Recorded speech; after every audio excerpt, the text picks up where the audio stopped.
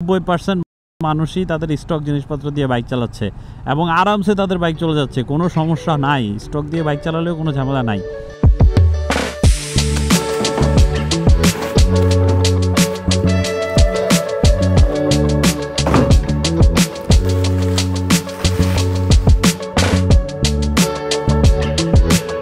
এখানে এই জায়গাটায় ফ্রেম থাকে হচ্ছে 3টা।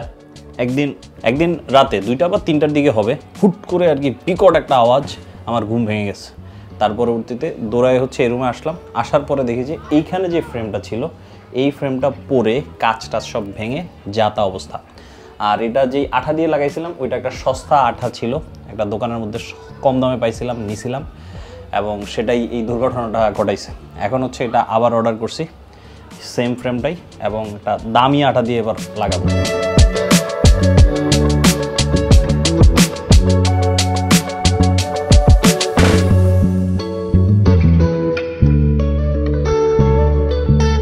এখন ওয়ালটা পরিপূর্ণ মনে হচ্ছে, আর এখন আর এটা পড়বে না, দামি আঠা লাগাইছি। যাই হোক, রেডি হয়ে নিছি। আমি এখন বেরোবো, কারণ হচ্ছে আজকে আমাদের জিক্সার 250টার মধ্যে কিছু মডিফিকেশন করা হবে। কি মডিফিকেশন সেটা একটু পরে দেখবেন। তার আগে আপনারা দেখে আসেন হচ্ছে জিক্সারের সাথে একটা ঝামেলা হয়েছিল, সেই কাহিনীটা।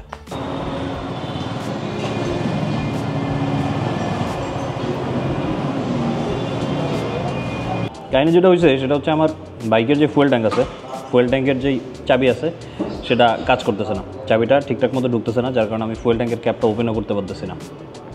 সম্ভবত বৃষ্টিতে ভেজার কারণে ওইটার ভিতরে এক ধরনের পদার্থ, সাদা সাদা পদার্থ গ্রো করছে, এটাকে সম্ভবত নিকেল বলে, নট শিওর।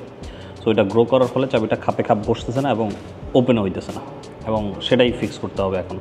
মানে ওইটা এমন অবস্থায় আছে, বাইকের মধ্যে তেল আছে হচ্ছে সম্ভবত 1 লিটারের মতো। এখন কোনো জায়গায় যদি ফাঁসি তেল নেওয়ার সুযোগ নেই। হ্যাঁ হ্যাঁ, ও 250-তে না 150-তে নাকি এটা কমন। হ্যাঁ, ওই জিক্সারের তেলে কিছু একটা ঝামেলা আছে।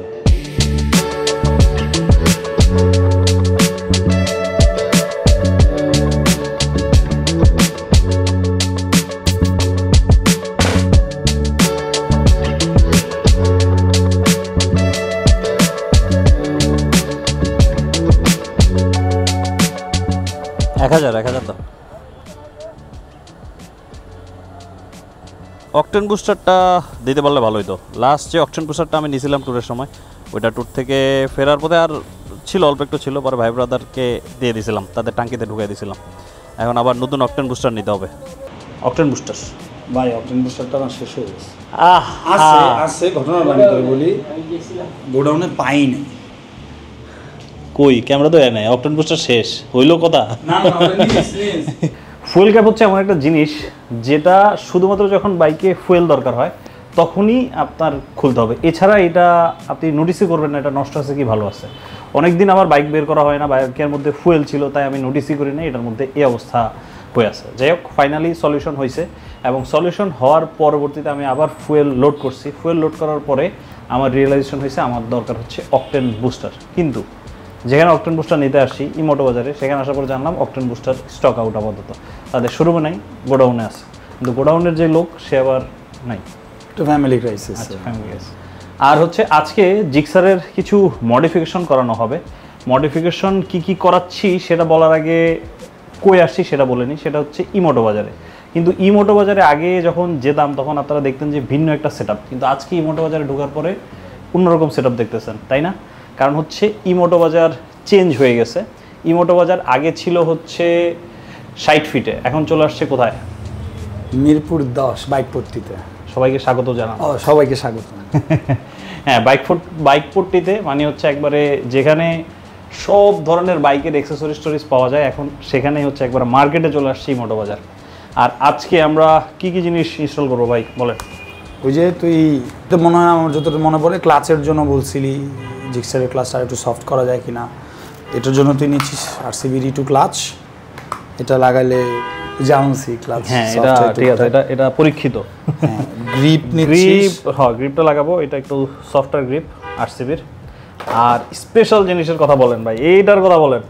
স্পেশাল জিনিস হলো তখন তো তোর বাজেটের সমস্যা, বা যদ্দূর মনে পড়ে বলছিস যে ভাই এখন আর বাজেট বেশি খরচ করব না, এখন তুই নিচ্ছিস অ্যাঙ্কর রেসিং থেকে অ্যাঙ্করের মাস্টার সিলিন্ডার। জিনিসটা খোলেন, একটু আনবক্স করেন, জিনিসটা একটু দেখাই, করা জিনিস। এটা তাইওয়ানের প্রোডাক্ট। আমাদের মার্কেটে এখন পর্যন্ত ধর যতগুলো মাস্টার সিলিন্ডারই অফিসিয়ালি অ্যাভেলেবেল, অফিসিয়ালি তো 2-3টার বেশি না, দিস ইজ দ্য বেস্ট। আচ্ছা তাই নাকি? ও তাইওয়ানের প্রোডাক্ট ভাই, আসলে আমরা তো কম বেশি তাইওয়ানের প্রোডাক্টের উপর আগে থেকেই জানি। মানে 8CBর আগে যেগুলো আমরা ইনস্টল করতাম সেগুলো থেকে এটা ভালো অনেক, অ্যাটলিস্ট পার্সেন্টেজ হিসেবে 1000 টাইমস বেটার। কি কম?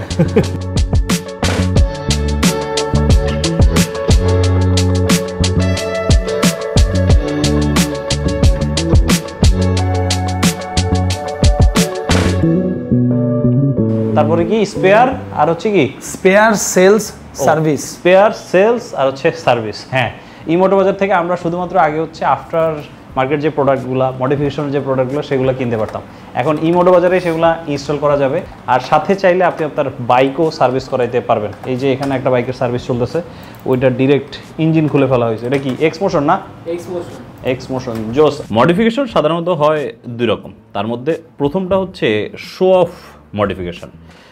এটাতে যেটা করবেন আপনি সেটা হচ্ছে আপনি মানুষকে দেখানোর জন্য মডিফিকেশন করবেন। আপনার বাইকের মধ্যে আপনি হয়তো নতুন কোনো গ্রাফিক্স অ্যাড করবেন, নাট বল্টুর কালার চেঞ্জ করবেন, আর সবচেয়ে সস্তা আর সবচেয়ে পপুলার হচ্ছে একটা কম দামি ফেক হলার লাগাবেন, যাতে অত্র এলাকার মানুষ আপনি যখন বাইক চালাচ্ছেন আসার সময় বলবে একটা ওই ভদ্রলোক আসতেছে। আমি আর বললাম না শব্দটা, তবে বুঝে নেন।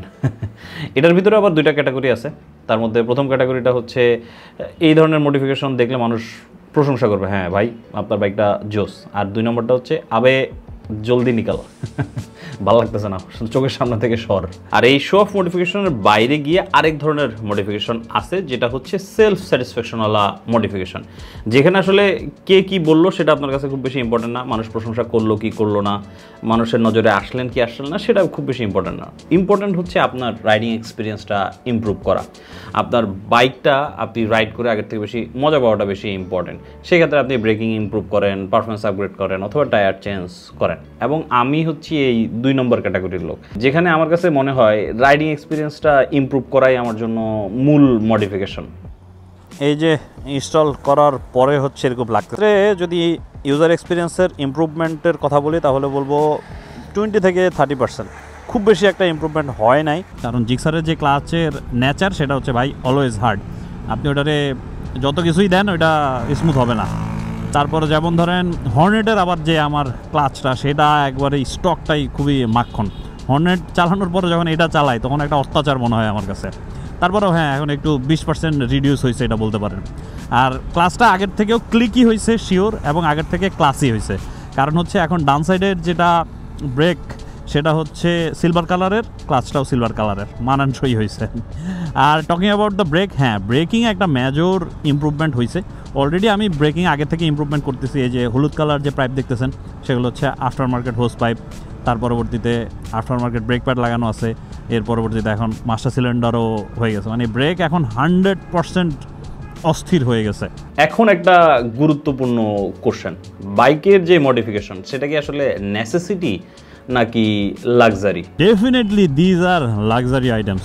কেউ ভাই প্রয়োজনের জন্য এত টাকা খরচ করবে না। বাংলাদেশে হাজার হাজার মানুষ ডেলি বাইক কিনতেছে, তার মধ্যে 99% মানুষই তাদের স্টক জিনিসপত্র দিয়ে বাইক চালাচ্ছে এবং আরামসে তাদের বাইক চলে যাচ্ছে, কোনো সমস্যা নাই, স্টক দিয়ে বাইক চালালেও কোনো ঝামেলা নাই। কিন্তু ওই 1% মানুষ আছে যাদের একটু বেটার এক্সপিরিয়েন্স দরকার, যারা তাদের বাইকটাকে একটু ভিন্নভাবে এক্সপিরিয়েন্স করতে চায়, তারাই হচ্ছে মূলত এগুলোর পেছনে খরচ করে। আপনি যদি মনে করে থাকেন এই সব জিনিস ইনস্টল করা আপনার বাইকের জন্য খুবই নেসেসারি, আমি আপনাকে সাজেস্ট করবো ভাই এগুলো আপনার ইনস্টল করার দরকার নাই। আপনি স্টক যে জিনিসগুলো আছে সেগুলাই লাগান যদি সেগুলোর ইউজেস খতম হয়ে যায়। কিন্তু এই জিনিসগুলো আপনি তখনই ইনস্টল করেন যখন you have extra chunk of money, you have শয়তানের নাড়াচাড়া, when you want to become that 1%। এবং আপনার জন্যই বাবু ভাই মিরপুর 10 নম্বরে ওয়েট করতেছে, সেই মোটো বাজারে চলে যান। ঠিক আছে, আজকের জন্য ভাই মামা সানি বিদায় নিচ্ছে। Sunny out, tata, good bye, আল্লাহ হাফিজ।